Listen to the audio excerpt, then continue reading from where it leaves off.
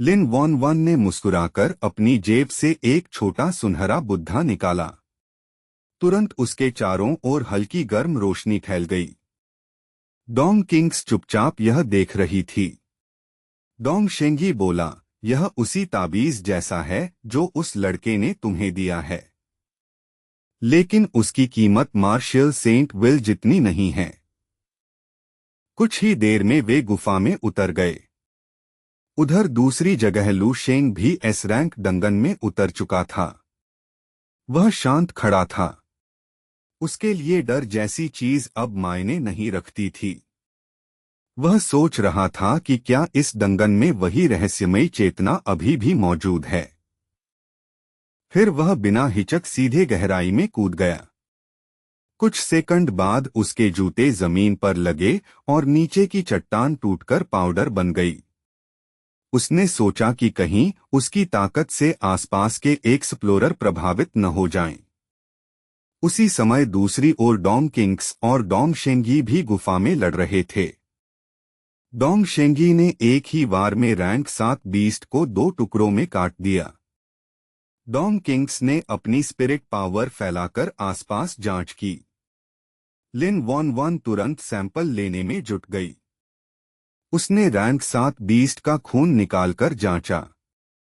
Dong शेंगी फिर अपनी घमंडी बातें शुरू कर दी। वह कह रहा था कि असली ताकत शरीर में होती है, हथियारों में नहीं। डोंग किंग्स ने बिना देखे कहा, या तो मदद करो या चुप रहो। डोंग शेंगी तुरंत चुप हो गया। सैंपल इकट्ठा होने के बाद तीनों और गहराई में उतरने लगे। डोंग किंग्स चुपचाप डोंग शेंगी को देख रही थी, जो रैंक 7 बीस्ट्स को ऐसे हरा रहा था जैसे पार्क में टहल रहा हो। उसके दिल में अजीब बेचैनी उठने लगी। तर्क की नजर से देखें तो उसे समझ आ रहा था कि उसे आभारी होना चाहिए कि उसका इतना ताकतवर बड़ा भाई उनकी सुरक्षा कर रहा है। लेकिन यह सोच कि आने वाले ट्रायल में लू शेंग को उसके हाथों आसानी से हराया या अपमानित किया जा सकता है, डोंग किंग्स के दिल में एक चुभती हुई बेकाबू झुंझलाहट भर रही थी। अचानक डोंग किंग्स के मन में एक अंधेरा और पलभर का ख्याल आया। उसने सोचा, अगर यह घमंडी आदमी इस डंजन में हल्की सी चोट खा भी ले तो बुरा नहीं होगा। उसी पल उसने देखा कि डोंग शेंगी धीरे धीरे उस गुफा की जमीन में घुले हुए एक छुपे हुए काले गड्ढे की तरफ बढ़ रहा है। पहले तो उसका मन हुआ कि तुरंत चिल्लाकर उसे चेतावनी दे दे, लेकिन जैसे अचानक शरारत की जिद चढ़ गई हो, उसने शब्दों को जबरदस्ती निगल लिया। डोंग किंग्स शांत और बेपरवाह चेहरा बनाए खड़ी रही और देखती रही कि डोंग शेंगी कदम उस गहरे गड्ढे के बिल्कुल करीब पहुंचता जा रहा है। जैसे ही डोंग शेंगी का पैर उस कटोरे जितने बड़े आयामी दरार में पड़ने ही वाला था, उसकी प्रवृत्ति अचानक जाग गई। वह आधे कदम पर ही रुक गया, शरीर तन गया और उसने चौकन्ने होकर आसपास देखने के लिए मुड़कर जांच की। डोंग शेंगी तुरंत पलटा और भौहें चढ़ाकर डोंग किंग्स को घूरने लगा। किंग्स, यहाँ एक स्पेशियल एबिस है। तुमने मुझे चेतावनी क्यों नहीं दी? अगर मेरी मार्शल प्रवृत्ति मुझे सचेत न करती तो मैं सीधे जानलेवा जाल में गिर जाता। माफ करना, मुझे तो दिखा ही नहीं, डोंग किंग्स ने बिल्कुल सामान्य चेहरे के साथ जवाब दिया। जैसे कुछ हुआ ही न हो, वह आराम से उसके पास चली आई और कंधे उचकाकर बोली, वैसे भी यह तो बहुत छोटा सा एबिस है। तुम जैसे आदमी तो इसमें टकरा भी जाओ तो नहीं मरोगे। ज्यादा से ज्यादा बस बुरी तरह घायल होकर थोड़ा नम्र हो जाओगे, उसने ठंडे लहजे में जोर दिया। यह चुभते हुए शब्द बोलते समय डोंग किंग्स की आंख तक नहीं झपकी। डोंग शेंगी पूरी तरह स्तब्ध रह गया। उसके चेहरे पर ठंडा पसीना बहने लगा और उसकी आंखें हैरानी से फैल गईं। उसे यकीन ही नहीं हुआ कि ऐसे निर्दयी शब्द उसकी अपनी बहन के मुंह से निकले हैं। बिल्कुल बेतुकी बात, डोंग शेंगी ने नाक से आवाज निकालते हुए कहा। उसका घमंड बुरी तरह आहत हो चुका था। उसके पास कहने को कुछ नहीं बचा, इसलिए वह बस आगे बढ़ता रहा, लेकिन अब उसके कदम काफी ज्यादा सावधान हो गए थे। अगले 1 घंटे में वह कई बार अलग अलग एबिस के किनारे से लगभग टकराते टकराते बचा, हर बार बाल बाल बचते हुए। एक बार तो वह लगभग एक अनदेखी दरार से निकलती अचानक गुरुत्वाकर्षण लहर में फंसकर बर्बाद ही हो जाता। डोंग शेंगी को लगातार हाई लेवल म्यूटेटेड बीस्ट और खतरनाक माहौल से निपटना पड़ रहा था। अब उसे भी महसूस होने लगा कि कुछ तो गड़बड़ है। उसका चेहरा हरा पड़ गया और उसने डोंग किंग्स को घूरते हुए कड़े स्वर में पूछा, किंग्स, आखिर तुम कर क्या रही हो? क्या तुम सच में चाहती हो कि मैं इसी गड्ढे में मर जाऊं? डोंग शेंगी ने गुस्से से कहा। उसकी नजरें जैसे डोंग किंग्स को भेद रही थीं। लेकिन डोंग किंग्स का चेहरा पत्थर जैसा शांत रहा। उसने बस अपने हाथ सीने पर बांध लिए और ऐसे जवाब दिया जैसे कुछ हुआ ही न हो। मैंने कहा ना, मुझे दिखा ही नहीं। डोंग शेंगी के माथे की नसें उभर आईं। उसने उंगली दिखाकर गुस्से में कहा, यह पूरी तरह बकवास है। तुम जानबूझकर मुझे उन एबिस की तरफ ले जा रही थीं। तुम चाहती थीं कि मैं उसमें गिर जाऊं। ओह सच में? तो मेरी गलती होगी। मैंने ध्यान नहीं दिया। अगली बार थोड़ा ज्यादा ध्यान रखूंगी, डोंग किंग्स ने बिल्कुल बिना पछतावे के लापरवाही से कहा। डरावनी? वह सच में बेहद डरावनी थी। डोंग शेंगी के होंठ गुस्से और अविश्वास से कांपने लगे, जबकि डोंग किंग्स अब भी ऐसे चल रही थी जैसे बस आराम से टहल रही हो। डोंग शेंगी ने एक हाथ कमर पर रखा और कांपती उंगली से डोंग किंग्स की ओर इशारा करते हुए चिल्लाया, यह औरत पूरी तरह पागल है। अभी शादी भी नहीं हुई और हालत यह है, किसी लड़के के लिए अपने ही सगे भाई को मौत के गड्ढे में धकेल रही है। मैं इसके साथ एक ही परिवार में कैसे रहूंगा? डोंग किंग्स इस फटकार पर भी जरा नहीं हिली, बस मुड़कर उससे पीठ कर ली। डोंग शेंगी बस दांत पीसकर खामोश गुस्से में रह गया। लिन वॉन वन आगे आई और डोंग शेंगी के पास खड़ी होकर उसे सहानुभूति भरी नजर से देखने लगी। सीनियर ब्रदर डोंग, अपना ध्यान रखना। लिन वॉन वन की बात का सहारा लेकर डोंग शेंगी ने फिर डोंग किंग्स पर तंज कसा। वॉन वन, अगर कभी तुम डेट करने लगो तो इसकी तरह मत बनना। इस औरत का दिल तो एबिस से भी ज्यादा काला और खतरनाक है। आखिरकार तीनों डंजन की 30वीं मंजिल पर पहुंच गए। यहाँ का माहौल पहले से कहीं ज्यादा खतरनाक हो चुका था। म्यूटेटेड बीस्ट की संख्या तेजी से बढ़ रही थी, उनकी ताकत भी आसमान छू रही थी और अब छाया से रैंक 8 के राक्षस भी निकलने लगे थे। डोंग शेंगी जैसा पावर हाउस भी अब पूरी तरह गंभीर हो गया था। उसके चेहरे पर सचमुच चिंता दिखाई देने लगी। उसे सिर्फ लड़ना ही नहीं था, बल्कि डोंग किंग्स और लिन वॉन वन की लगातार सुरक्षा भी करनी थी, इसलिए दबाव अकेले लड़ने से कहीं ज्यादा था। अचानक वह चिल्लाया, फिर से। घातक बैंगनी ऊर्जा की एक लकीर उसके पास से चुपचाप गुजर गई और लगभग उसकी छाती में लग ही जाती। डोंग शेंगी ने नीचे देखा तो उसकी मजबूत बैटल सूट में साफ छेद हो चुका था। डोंग शेंगी का चेहरा बिगड़ गया। उसने सीधे डोंग किंग्स को घूरते हुए खतरनाक लहजे में कहा, किंग्स, मजाक की भी एक सीमा होती है।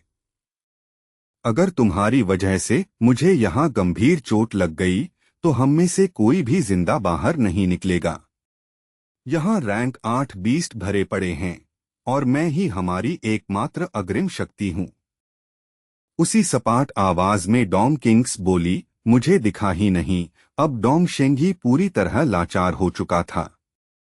लेकिन इस बार डोंग किंग्स के माथे पर सच में हल्का पसीना आ गया।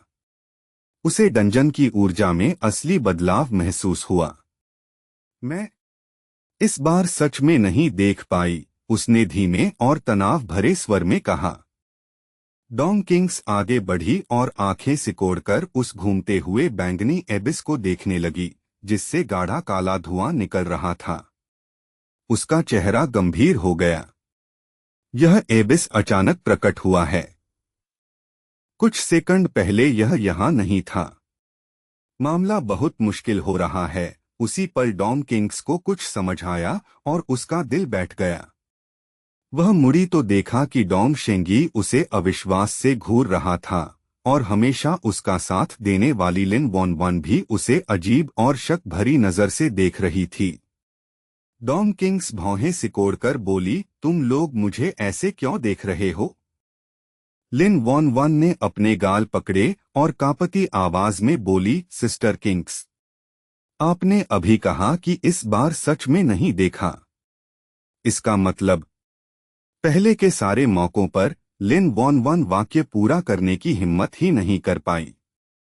डोंग शेंगी पूरी तरह हिल चुका था। उसके होंठ विश्वासघात और हैरानी से कांप रहे थे। मेरी अपनी बहन, मेरा ही खून, आखिर यह क्या है?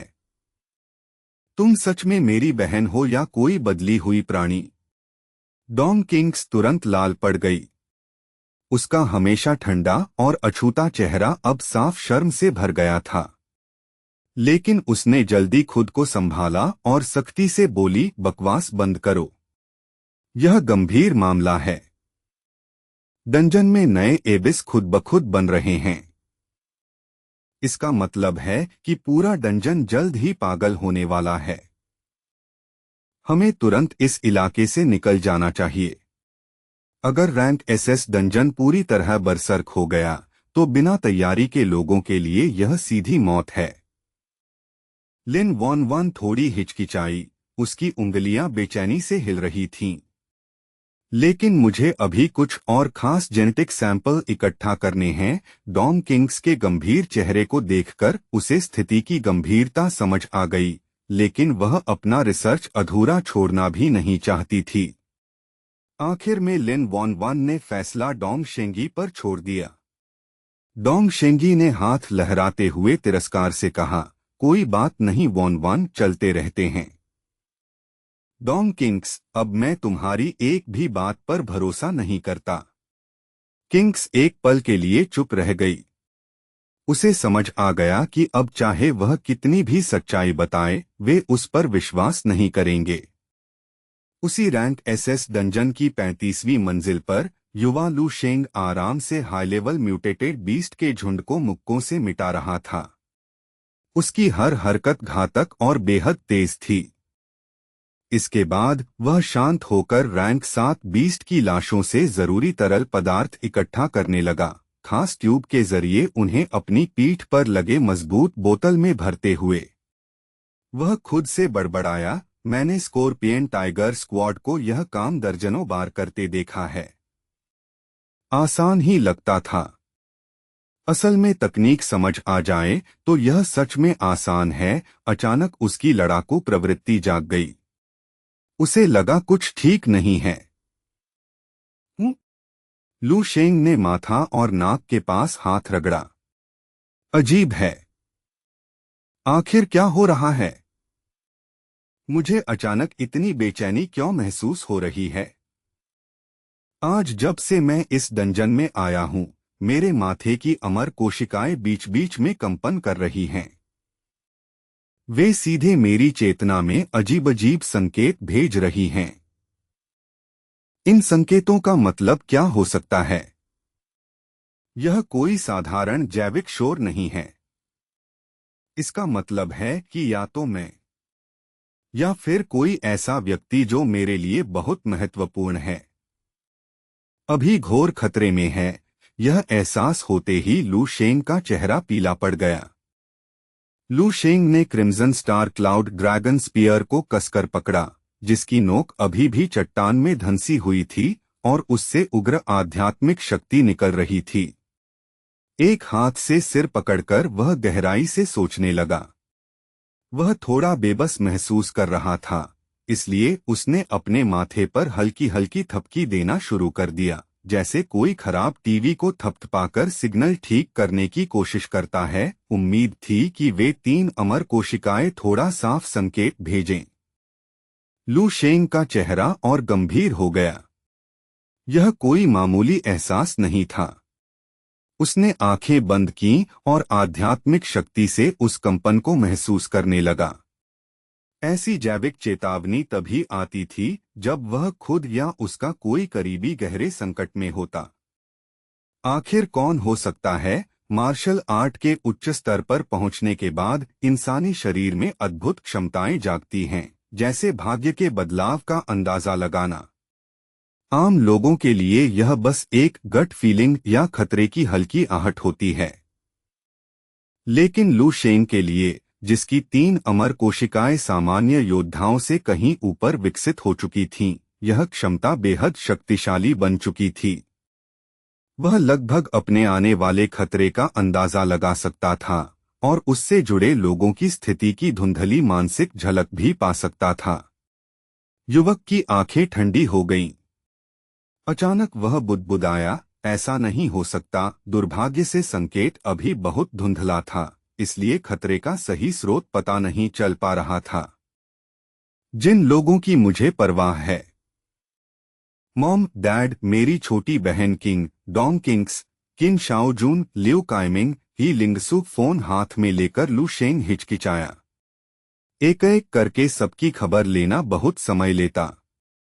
ऊपर से डंजन की वजह से नेटवर्क भी बेकार था, कॉल तो दूर, मैसेज भी मुश्किल से जा रहे थे।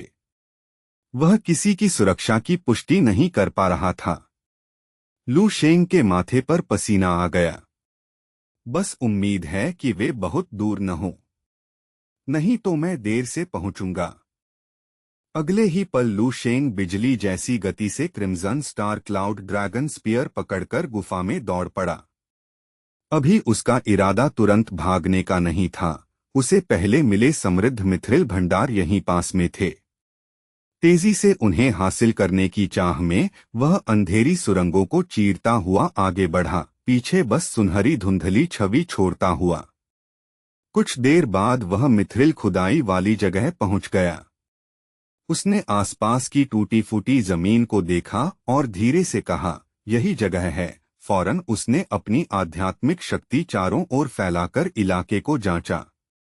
कोई ऊंचे स्तर का ईविल पाथ ग्रैंड मास्टर आसपास नहीं था। इससे उसे एहसास हुआ कि सभी आयामी दरारें एक दूसरे से जुड़ी नहीं हैं। लू शेंग ने crimson star cloud dragon spear को कसकर पकड़ा और पूरी ताकत से चट्टान पर दे मारा। धड़ाम!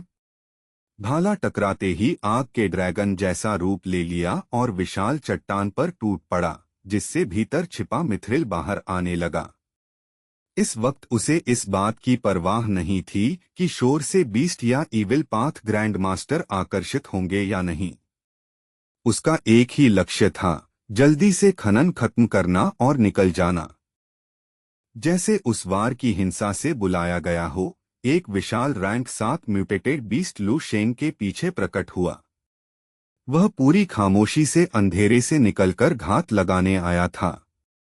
लेकिन लू शेंग की आध्यात्मिक चेतना अपने चरम पर थी। जैसे ही उस प्राणी का इरादा जागा, उसने उसे महसूस कर लिया। पीछे मुड़े बिना ही उसने ठंडी आवाज में कहा, मुझे परेशान मत करो। युवक ने सहज अंदाज में crimson star cloud dragon spear घुमाया और उसका पूरा शरीर चमकती दिव्य रोशनी से भर गया। धड़ाम! हवा में छलांग लगाते ही उस बीस्ट का सिर एक ही वार में उड़ गया। उसका बिना सिर वाला शरीर जमीन पर गिरा और उसकी मरती हुई ऊर्जा से उसके विशाल पैर आखिरी बार झटके खाने लगे। थोड़ी दूरी पर कुछ लोग एक और मरे हुए प्राणी से सामग्री इकट्ठा कर रहे थे। अचानक वे रुककर अंधेरे की ओर देखने लगे। यह भूकंप जैसा शोर क्या था? एक ने फुसफुसाया। हवा में ताजा खून की गंध है। यह किसी बीस्ट का काम है या किसी हाई लेवल मार्शल आर्टिस्ट का? दूसरे ने आंखें सिकोड़कर कहा, कहना मुश्किल है। चलो जाकर देखते हैं। सबने तुरंत सहमति जताई और जल्दी से अपना सामान समेटकर उस दिशा में बढ़ गए। डंजन के एक और हिस्से में गूंजती हुई भयानक दहाड़े सुनाई दे रही थीं। गहरे नीले चमड़े जैसी त्वचा और सिर पर 12 नुकीले सींगों वाला एक विशाल बीस्ट जमीन पर पड़ा तड़प रहा था। उसका 10 मीटर लंबा शरीर दर्द से कांप रहा था। यह एक भयानक रैंक 8 बीस्ट था, जो छोटे परमाणु हथियारों तक को निष्क्रिय करने वाला विकृत बलक्षेत्र बना सकता था। लेकिन इस रैंक 8 बीस्ट की खोपड़ी पूरी तरह चकनाचूर हो चुकी थी। उसकी विशाल जीवन ऊर्जा हर सेकंड के साथ कमजोर होती जा रही थी और ठंडी जमीन में समा रही थी। उसके सिर पर मछली के आकार का लाल निशान जला हुआ था, जैसे सफेद गरम लोहे से दागा गया हो, जो लगभग पूरी खोपड़ी को भेद चुका था। उस दानव के सिर पर एक अकेला आदमी खड़ा था। उसका आकार भले ही छोटा था, लेकिन उसकी मौजूदगी भोजन श्रृंखला के शीर्ष शिकारी जैसी दबाव भरी थी। सीधी पहाड़ी रीढ़ जैसी पीठ वाला योद्धा डोंग शेंगी धीरे से एक नाम बुदबुदाया। उसके जमे हुए चेहरे पर अनिच्छा और कड़वाहट की हल्की छाया थी। वह इतना जबरदस्त ताकतवर क्यों है? उसकी कच्ची ताकत मुझसे ज्यादा नहीं है। फिर भी मैं उसका एक वार भी नहीं झेल पाया। क्यों वह बीस्ट के सिर से कूद गया और नीचे उतरते हुए आत्मसंदेह में डूब गया। युद्धभूमि के मलबे के बीच खड़ा वह गहरी सोच में डूबा रहा। उसके शरीर के चारों ओर ग्रांड मास्टर की आभा अस्थिर लहरों की तरह उठ गिर रही थी और उसका दबाव आसपास की धुंध को पीछे धकेल रहा था। मैंने अकेले रैंक 8 बीस्ट को मार गिराया। तर्क से तो मुझे संतुष्ट होना चाहिए। फिर भी यह झुंझलाहट क्यों खत्म नहीं हो रही? धत्तेरे की वह शांत तरीके से रैंक 8 सामग्री इकट्ठा करने लगा। तभी दूर कहीं जोरदार धमाका हुआ। उसके बाद और भी विस्फोट होने लगे और हर बार आवाज ज्यादा तेज होती जा रही थी। इनाम समेटने से पहले ही उसे उस दिशा में मुड़ना पड़ा जहां से शोर आ रहा था। उसका धैर्य टूटने लगा। धत्त! डंजन में इतना घटिया शोर कौन मचा रहा है? क्या उन्हें नहीं दिख रहा कि मेरा मूड खराब है? उसकी भौहों के बीच दबा गुस्सा जैसे फटने को तैयार था। धड़ाम! एक और धमाका हुआ और इस बार उसका आखिरी धैर्य भी खत्म हो गया। उसने ठंडी सांस भरी और तूफान जैसी गति से उस शोर की दिशा में दौड़ पड़ा। बस अब देख लेना। तुमने सच में मुझे गुस्सा दिला दिया है। उधर crimson star cloud dragon spear बार बार चट्टान पर गिर रहा था, जिससे बड़े बड़े पत्थर और चमकती मिथ्रिल की नसें टूटकर गिर रही थीं। युवक ने चारों ओर बिखरे अयस्क को देखा और संतुष्टि की हल्की चमक उसकी आंखों में आई। यहां मौजूद मिथ्रिल की मात्रा सच में चौंकाने वाली थी। लेकिन जैसे ही वह इसे इकट्ठा करने लगा, उसके काम की कंपन से 3 और म्यूटेटेड बीस्ट अंधेरे से निकलकर दांत दिखाते हुए उसकी ओर झपट पड़े। युवक बस हल्का सा अपना स्टांस बदलता है और इतनी सटीकता से अपना शील्ड सक्रिय करता है कि झपटते हुए बीस्ट सीधे उस बाधा से टकराकर पल भर में ही टकराव की ताकत से मर जाते हैं। लू शेंग धीरे से बुदबुदाता है, लो। अब वही हिस्सा शुरू हो गया जहां शोर सुनकर ये कीड़े-मकोड़े खुद ही खिंचे चले आते हैं। उसे समझ आ जाता है कि वह और गहराई तक खुदाई कर सकता है, लेकिन इस बार उतनी बड़ी कमाई नहीं होगी जितनी पिछली बार हुई थी, क्योंकि इस बार वह अकेला काम कर रहा है। उसे थोड़ी देर के लिए स्कॉर्पियन टाइगर स्क्वाड की टीमवर्क याद आ जाती है।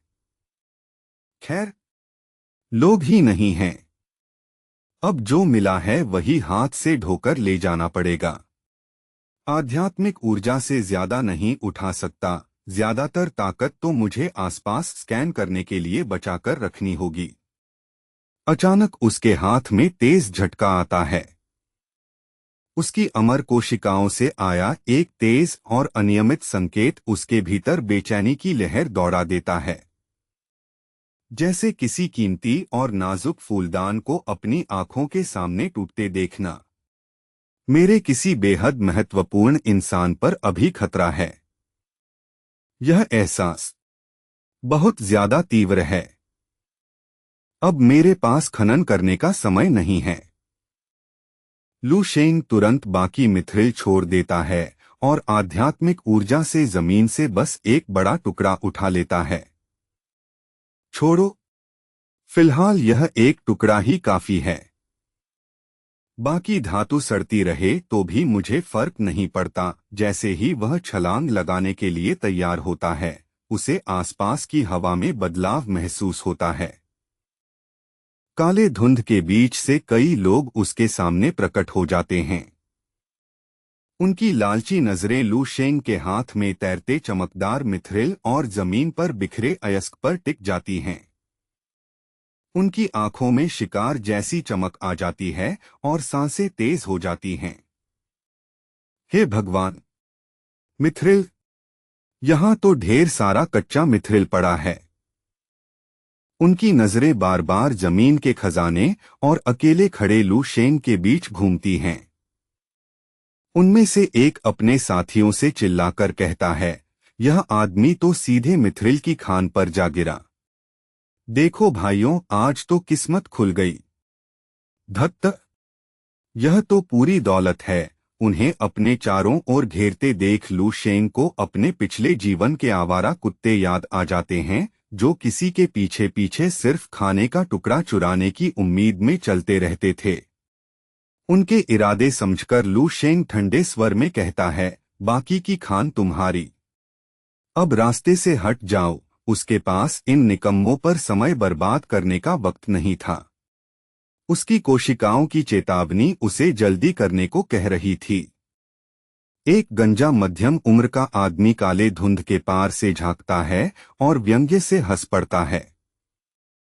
भाई, मजाक कर रहे हो क्या? वह नीचे झुककर लू शेंग द्वारा मारे गए म्यूटेटेड बीस्ट की कुचली हुई लाश को छूता है। तुमने इतना शोर मचाया कि आसपास के सारे बीस्ट जाग गए होंगे। समझे नहीं? शायद पूरी भीड़ यहाँ खिंच आई होगी। ऐसे में हम शांति से खनन कैसे करेंगे? उसकी नजर लू शेंग के हाथ में पकड़े बड़े मिथ्रिल के टुकड़े पर टिक जाती है। उसकी आंखों में बुरी चमक आ जाती है। ऐसा करो, थोड़ा बोझ हमसे बांट लो। हाथ वाला टुकड़ा हमें दे दो। फिर हम सब दोस्त बनकर इस डंजन से सुरक्षित बाहर निकलेंगे। इतना कहते ही उसके साथी फैलकर पंखे की तरह घेरा बना लेते हैं ताकि लू शेंग भाग न सके। यह धमकी बिल्कुल साफ थी, लेकिन लू शेंग अजीब तरह से शांत रहता है और धीरे धीरे एक कदम आगे बढ़ाता है। क्या कहा तुमने? शायद मैं ठीक से सुन नहीं पाया। उसकी आवाज दबे हुए गुस्से से कांप रही थी। एक बार फिर कहो। हिम्मत है तो। लू शेंग की धीमी गुर्राहट सुनकर गंजे आदमी और उसके साथियों को ऐसा लगता है जैसे किसी ने उनके दिल को लोहे की मुट्ठी से जकड़ लिया हो। तभी अचानक गुफा में एक और भारी आवाज गूंजती है, अच्छा, तो पार्टी यहीं चल रही है। अरे लड़के, क्या वही तुम थे जो इतना शोर मचा रहे थे और सारे बीस्ट को यहाँ खींच रहे थे? बाघ जैसी आंखों वाला एक विशाल आदमी पूरे इलाके पर नजर डालता है। उसकी नजर थोड़ी देर मिथ्रिल पर रुकती है, फिर वह ठंडे भाव से लू शेंग को देखता है। गंजे आदमी और उसके साथियों के चेहरे अचानक डर से बदल जाते हैं। वे 2 कदम पीछे हटते हैं और कांपती आवाज में नाम लेते हैं, गिंगजिन। तुम गिंगजिन हो? वह विशाल योद्धा गिंगजिन उन्हें तिरस्कार से देखता है और उबे हुए स्वर में पूछता है, तुम मुझे पहचानते हो? गंजा आदमी तुरंत झुक जाता है। उसकी आवाज कांप रही थी। सर, आप मजाक कर रहे हैं। पूरे ईस्टर्न मिलिट्री रीजन में कौन है जो जनरल स्टारबोर्ड में दूसरे स्थान वाले आदमी को नहीं जानता? तभी एक शांत आवाज बीच में बोलती है, तो क्या तुम मुझे भी पहचानते हो? सब मुड़कर देखते हैं। लू शेंग खड़ा है, हल्की भौहें चढ़ी हुई। गिंगजिन जोर से हंस पड़ता है। हाँ हाँ, तुम? आखिर तुम हो कौन? मैं तुम्हें नहीं जानता और सच कहूं तो मुझे फर्क भी नहीं पड़ता। बस इतना जानता हूं कि तुम शोर मचा रहे हो और मेरा मूड पहले ही खराब है। किंग जिन अपनी गर्दन घुमाता है, उसकी हड्डियां बंदूक की तरह चटकती हैं। एक हाथ में भारी तलवार पकड़कर वह दूसरे हाथ को पंजे की तरह मोड़ता है और सीधे लू शेंग के सामने आ खड़ा होता है। उसकी नजर मिथ्रिल पर टिक जाती है। दो रास्ते हैं, या तो सारा मिथ्रिल छोड़कर यहां से निकल जाओ, या फिर सब कुछ यहीं छोड़ दो, अपनी जान समेत। गंजा आदमी और पीछे हट जाता है और गिंग जिन के लिए जगह बना देता है। वह अपने साथियों को फुसफुसाकर कहता है, पीछे हटो और महान गिंग जिन का तमाशा देखो। किस्मत अच्छी रही तो बाद में हमें भी थोड़ा हिस्सा मिल जाएगा। निकास का रास्ता पूरी तरह गिंग जिन और उस तीन ने रोक लिया था। दूसरी तरफ म्यूटेटेड बीस्ट की आवाजें भी पास आती जा रही थीं। लू शेंग अकेला खड़ा था, जैसे किसी जार में फंसा कछुआ। गहरी काली धुंध हवा में घूम रही थी। ठक! लू शेंग के आसपास तैरता बड़ा मिथ्रिल का टुकड़ा अचानक जमीन पर गिर गया। गिंग जिन मुस्कुराया, उसे लगा लड़का डर गया है। हाँ, समझदारी भरा फैसला है बच्चे।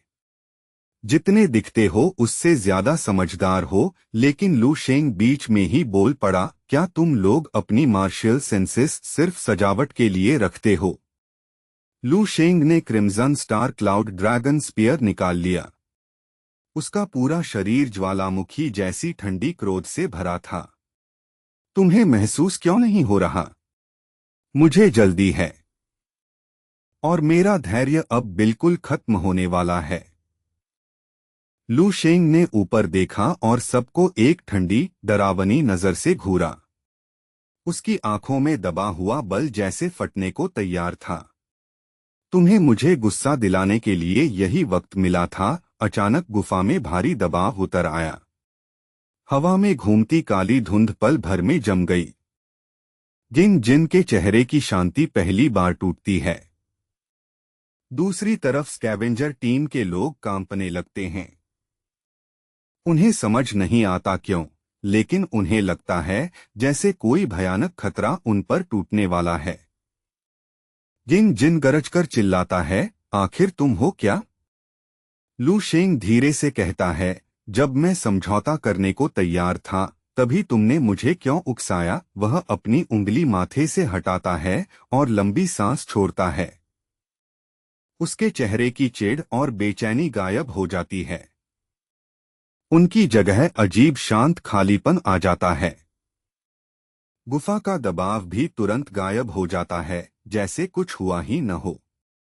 लेकिन अब वहां खड़े लोगों के दिलों में डर और बढ़ जाता है। उनके दिमाग में एक ही वाक्य घूमता है, तूफान से पहले की खामोशी। लू शेंग शांत आवाज में कहता है, अब समझ गया। तुम सबको मरने की इतनी जल्दी है। तो ठीक है, मैं तुम्हारी इच्छा पूरी कर देता हूं। अगले ही सेकंड धड़ाम, गिंग जिन और बाकी लोगों की स्मार्ट वॉच और टैक्टिकल डिवाइस एक साथ चिंगारियों के साथ फट जाती हैं। वे डर और घबराहट में चिल्लाते हैं, बुरा हो गया। हमारी कम्युनिकेशन और ट्रैकिंग डिवाइस सब जल गईं। लू शेंग की आवाज गड़गड़ाहट जैसी गूंजती है, खत्म हो जाओ। इस नाटक से मैं तंग आ चुका हूं। जैसे मोटी बर्फ टूट गई हो, उसके शरीर से सुनामी जैसी हत्या की भावना फूट पड़ती है। 1000 मीटर के दायरे में काली धुंध उड़ जाती है। अब वहां सिर्फ लू शेंग और उसके लक्ष्य थे। गिंग जिन का चेहरा राख जैसा पड़ जाता है। उसकी आंखों में आत्मा हिला देने वाला डर भर जाता है। यह ताकत कैसे हो सकती है? उधर दूसरी जगह डॉन किंग्स एक घूमते ग्रे एबिस के सामने खड़ी थी। हम इस डंजन में 30 मीटर से ज्यादा नीचे आ चुके हैं और यह दरार अचानक प्रकट हो गई। डॉन किंग्स मूर्ति है, उसका चेहरा बेहद गंभीर था।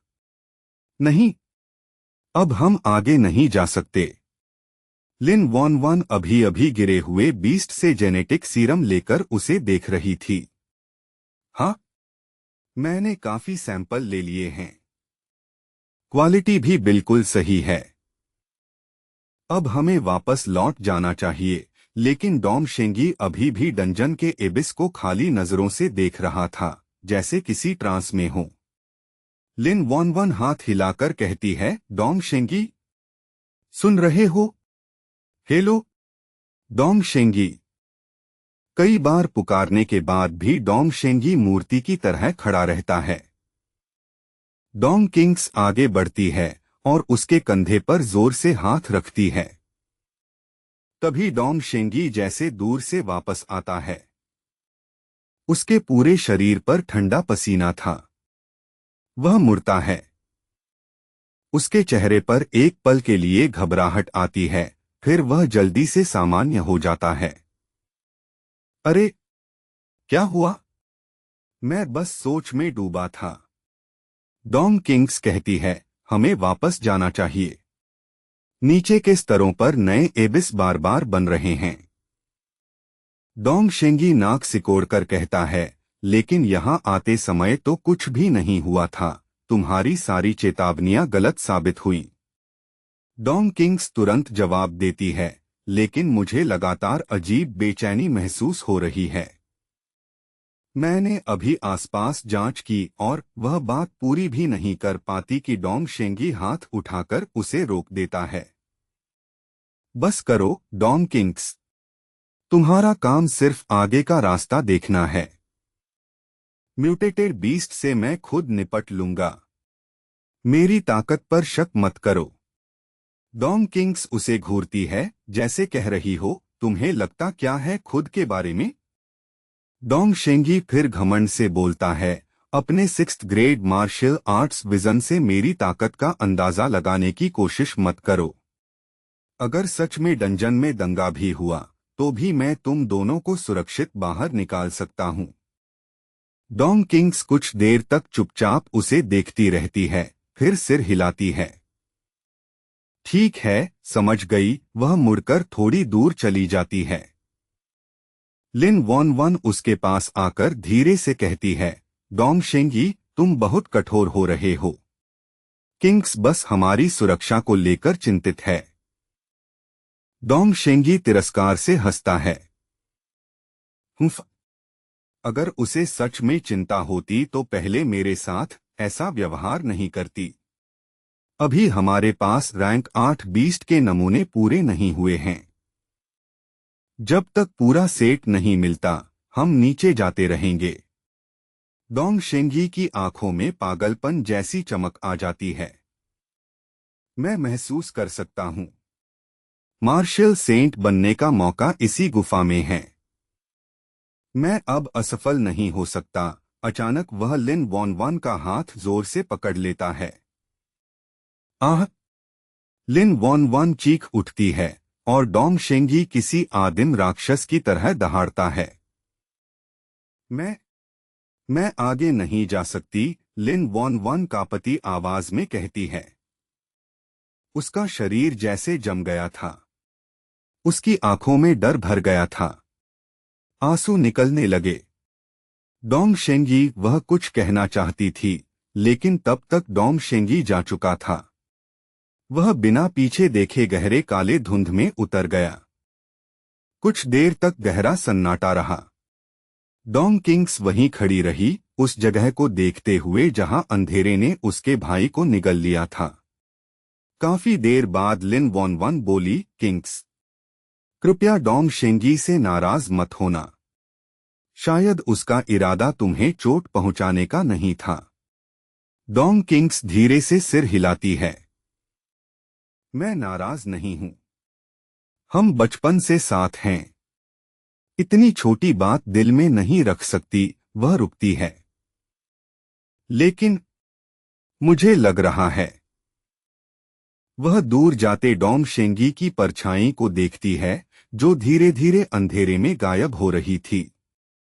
वॉन वन, क्या तुम्हें भी महसूस हो रहा है? लिन वॉन वन उलझन में पूछती है। क्या महसूस? डोंग किंग्स सीधा कहती है, डोंग शेंगी। अभी उसके अंदर से जो आभा निकल रही है वह सामान्य नहीं है। वह बेहद अजीब और डरावनी लग रही है। डोंग किंग्स अपनी उंगली कनपटी पर रखती है और अपनी मानसिक शक्ति फैलाती है। अदृश्य तरंगे पूरे इलाके को स्कैन करने लगती हैं। वह धीरे से कहती है, सोचो, जब हम इस डंजन में आए थे डोंग शेंगी हमसे 5 मीटर भी दूर नहीं जाता था। अब हम 34वीं मंजिल पर हैं, जो ऊपर से 10 गुना ज्यादा खतरनाक है। लेकिन अब वह अकेले आगे बढ़ रहा है, जैसे हम उसके साथ हैं ही नहीं। डोंग किंग्स गहरी सांस लेती है और आगे के अंधेरे रास्ते को देखती है। उसकी चाल और व्यवहार देखकर मुझे एक बात समझ आ रही है, उसकी आवाज भारी हो जाती है। मुझे लगता है डोंग शेंगी हमें छोड़कर अकेले नीचे जाना चाहता है, डंजन के सबसे गहरे हिस्से में। उधर दृश्य फिर लू शेंग की ओर लौटता है। ग्रे नाम का आदमी हैरानी से देखता है कि उसके आसपास का माहौल बदल रहा है। लू शेंग झपटता है। ग्रे उसे रोकने की कोशिश करता है, लेकिन हाथ उठाने से पहले ही लू शेंग उसके पास पहुंच चुका था। एक हल्के हाथ के झटके से लू शेंग उसका ग्रांड मास्टर डिफेंस ऐसे तोड़ देता है जैसे गीला कागज हो। दाहिने हाथ में भाला था और बाएं हाथ से उसने ग्रे का गला लोहे की पकड़ में जकड़ लिया। ग्रे का दम घुटने लगता है। लू शेंग की पकड़ और कसती है। धड़ाम! अचानक जोरदार धमाका होता है। दोनों की आकृतियां एक पल में गायब हो जाती हैं। अगले ही पल पास की चट्टान पर भयानक टक्कर होती है और पत्थर हवा में उड़ जाते हैं। टीम के लोग धीरे धीरे उस दिशा में मुड़ते हैं। उनके चेहरे डर से जम चुके थे। चट्टानों में धंसा हुआ ग्रे पड़ा था, टूटा हुआ, हिल भी नहीं रहा था। उसके आसपास की चट्टान टक्कर की ताकत से पाउडर बन गई थी। यह वही ग्रे था, पूरे सैन्य क्षेत्र का दूसरा सबसे ताकतवर आदमी। यह दृश्य देखकर बजकट नेता जोर जोर से सांस लेने लगता है। उसकी रीढ़ से सिर तक बिजली जैसी सिहरन दौड़ जाती है। अगर यह खबर बाहर गई तो पूरा ईस्टर्न मिलिट्री रीजन हिल जाएगा। तभी लू शेंग उनकी ओर देखता है और धीरे से कहता है, हे। बजकट आदमी लगभग पेशाब कर देता है और तुरंत घुटनों पर गिरकर सिर झुकाने लगता है। प्रभु, कृपया हमें माफ कर दीजिए। हमसे गलती हो गई, वह रोते हुए कहता है। हमें बातचीत करने दीजिए और खून बहाने की जरूरत नहीं। वह जमीन पर सिर मारता रहता है। हम अंधे थे। हमसे भयानक गलती हो गई। डर के मारे उसके पैरों के नीचे गीला दाग फैल जाता है। तभी लू शेंग की आवाज सुनाई देती है, छोड़ो। मेरा गुस्सा अब ठंडा हो गया है और दिखने में जैसा लगता हूं वैसा मैं बेवजह हत्या करने वाला आदमी नहीं हूं। यह सुनते ही सबके चेहरों पर राहत की लहर दौड़ जाती है। वे सब झुककर कहते हैं, धन्यवाद प्रभु, बहुत बहुत धन्यवाद। उनमें से एक आदमी आगे बढ़कर धन्यवाद बोलने ही वाला था कि अचानक हवा का तेज झोंका उसके चेहरे से गुजरता है। अगले ही पल उसके सिर में भयानक दर्द उठता है।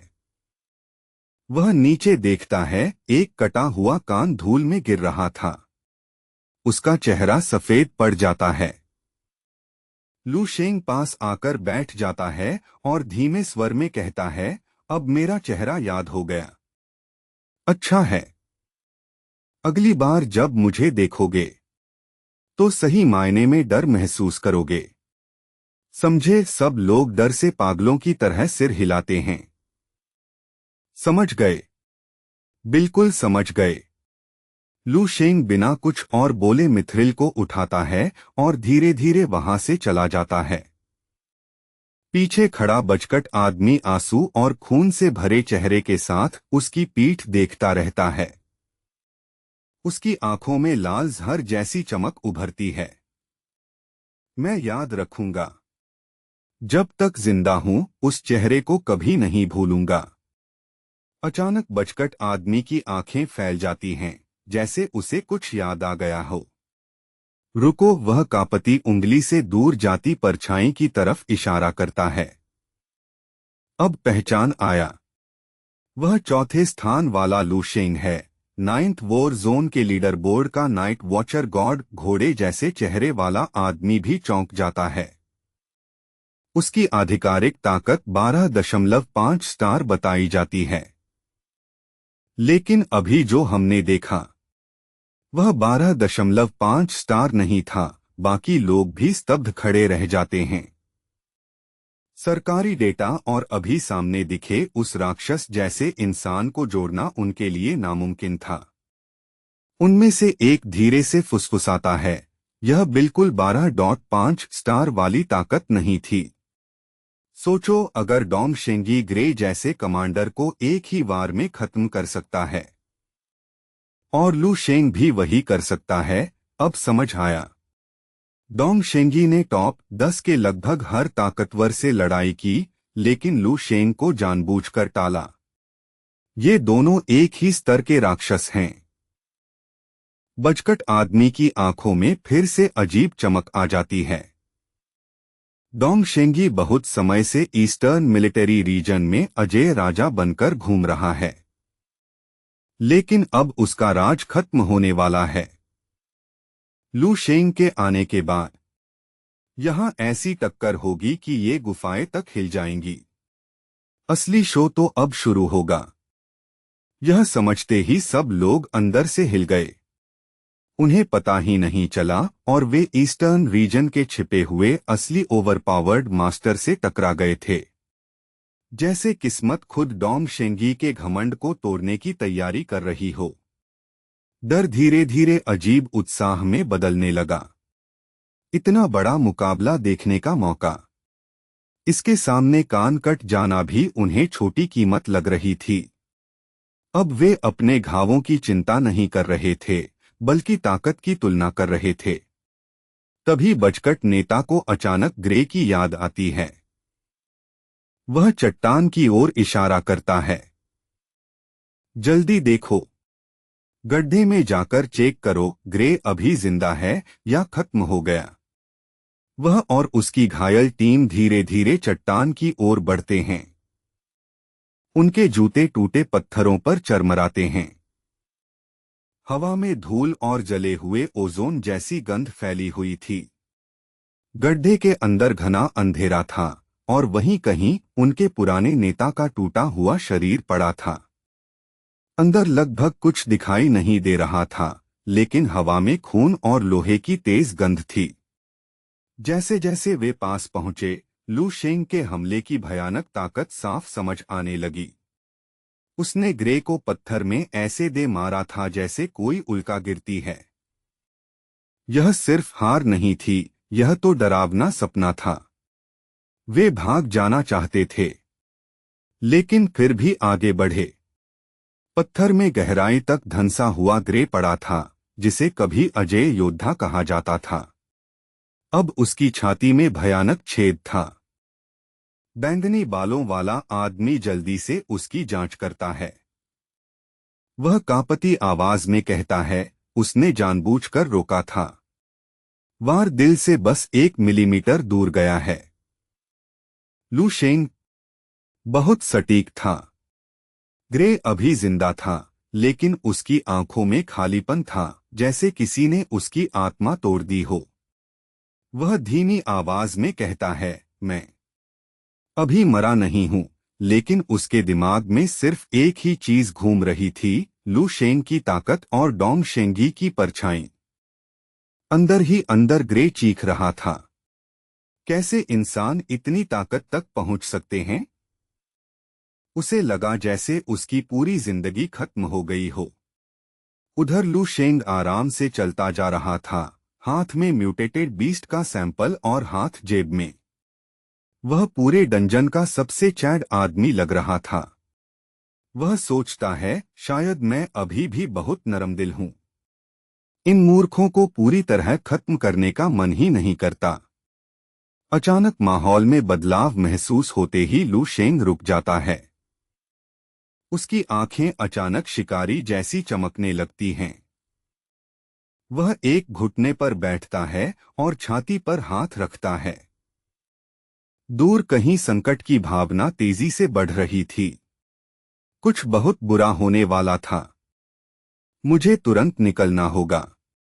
अभी। लू शेंग दांत भींचकर बुदबुदाता है। उधर दृश्य बदलता है। लिन वॉन वॉन तेजी से भागते हुए डोंग शेंगी तक पहुंचती है। वह उसका हाथ पकड़ लेती है। डोंग भाई, हमें रुकना होगा। हम आगे नहीं जा सकते। यह जगह बहुत खतरनाक है। डोंग शेंगी मुड़ता है। उसकी आंखें चमकते लाल रंग में जल रही थीं, राक्षस से भी ज्यादा डरावनी। वह अब पहले जैसा शांत इंसान नहीं था। एक झटके में वह लिन वॉन वान को ऐसे फेंक देता है जैसे कोई मक्खी हो। वह खाली नजरों से आगे बढ़ रहा था, जैसे ट्रांस में हो। तभी डोंग किंग्स की ठंडी आवाज गूंजती है, वॉन वान पीछे हटो। वह आध्यात्मिक ऊर्जा से 10 षटकोणीय तीर बना देती है। डोंग किंग्स उसके पीछे खड़ी होकर निशाना साधती है। उसकी आंखों में ठंडी रणनीतिक चमक थी। तीर हवा को चीरते हुए सुपरसोनिक आवाज में निकलते हैं। उनकी नोक सीधे डोंग शेंगी के शरीर के कमजोर बिंदुओं पर जा रही थी। Clang clang clang. धातु की चिंगारियां बरसने लगती हैं। सभी तीर डोंग शेंगी के आसपास बने पारदर्शी शील्ड से टकरा जाते हैं। यह शील्ड उसने बस शरीर की स्वाभाविक प्रतिक्रिया से बना ली थी। तीर उसकी त्वचा से ठीक 10 सेंटीमीटर दूर रुक जाते हैं। फिर डोंग शेंगी धीरे धीरे मुड़ता है। उसका चेहरा गुस्से से विकृत हो चुका था। आंखें खून जैसी लाल थीं और माथे की नसें फटने को तैयार। वह डोंग किंग्स को घूरता है और ठंडी आवाज में कहता है, डोंग किंग्स, क्या तुम्हें मरने का शौक है? तुम्हें पता भी है किस ताकत को रोकने की कोशिश कर रही हो? भारी दबाव के बावजूद डोंग किंग्स पीछे नहीं हटती। वह आगे बढ़कर सीधे उसकी आंखों में देखती है। डोंग शेंगी, मिशन खत्म हो चुका है। हमें वापस चलना चाहिए। लिन वॉन वान भी घबराकर सिर हिलाती है। हाँ डोंग भाई, सच में हमें अभी निकलना चाहिए। डोंग शेंगी कुछ पल चुप खड़ा रहता है। उसके चेहरे पर एक पल के लिए सामान्य भाव लौटता है, लेकिन वह तुरंत सिर झटक देता है। तुम लोग पहले जाओ, वह ठंडे स्वर में कहता है। अभी जाओ। फिर बिना पीछे देखे वह गहरे एबिस की ओर बढ़ने लगता है। वह धीरे से बुदबुदाता है, मुझे देखना होगा इस गड्ढे की सबसे गहराई में क्या है। मुझे पता करना होगा। मुझे महसूस हो रहा है, नीचे कुछ मुझे बुला रहा है। वही है, वही जगह। उसकी आंखें पागलपन से चमक रही थीं। अंतिम मार्शियल दाव, वही जिसे मैं पूरी जिंदगी खोजता रहा हूं। अंधेरे में मेरा इंतजार कर रहा है। डोंग शेंगी के चेहरे पर अजीब मुस्कान फैल जाती है। डोंग किंग्स जोर से चिल्लाती है, होश में आओ डोंग शेंगी। अगर कोई अंतिम मार्शियल दाव होता भी तो वह किसी सड़ी हुई गुफा में नहीं मिलता। तुम्हें किसी ने कंट्रोल कर लिया है। कोई तुम्हारे दिमाग से खेल रहा है। लेकिन डोंग शेंगी बस हाथ हिलाकर उसकी बात टाल देता है। वह वही है। मुझे पता है। वह एक और कदम आगे बढ़ाता है। डोंग किंग्स उसका नाम पुकारती रहती है, लेकिन वह पीछे मुड़कर भी नहीं देखता। डोंग किंग्स सिर हिलाती है। वह काबू में नहीं है। लिन वॉन वन घबराकर चिल्लाने लगती है। डोंग भाई, रुक जाओ। किंग्स, कुछ करो। लिन वॉन वन सिर पकड़कर चीखती है, अब क्या करें? हम मदद लाने भी नहीं जा सकते। डोंग किंग्स गहरी सांस लेती है और डोंग शेंगी को देखती रहती है। फिर कहती है, एक तरीका है। वह अपने तीर फिर से हवा में उठाती है और डोंग शेंगी की ओर दौड़ पड़ती है। लिन वॉन वन भी पीछे पीछे भागती है। किंग्स, रुको, मैं भी आ रही हूं। लेकिन वह जानती थी, डोंग शेंगी पीक ग्रांड मास्टर है। उसका शील्ड सक्रिय हो जाए तो स्नाइपर राइफल भी बेकार है। डोंग किंग्स सिर्फ रैंक 6 मार्शल आर्टिस्ट और रैंक 3 स्पिरिट कंट्रोलर थी। वह सीधे हमला नहीं करती। इसके बजाय तीरों से गुफा की दीवारों को तोड़ने लगती है। गर्र, पत्थर गिरने लगते हैं। भारी चट्टानें टूटकर रास्ता बंद कर देती हैं। डोंग शेंगी रुक जाता है। तभी लिन वॉन वन आगे आकर रास्ता रोक लेती है। सीनियर डोंग, अगर अभी नहीं लौटे तो मैं मां को बता दूंगी। लेकिन यह धमकी ज्यादा देर काम नहीं करती। डोंग शेंगी गहरी सांस लेता है। फिर एक जोरदार किक मारता है। धड़ाम! पूरी चट्टान 1000 टुकड़ों में उड़ जाती है।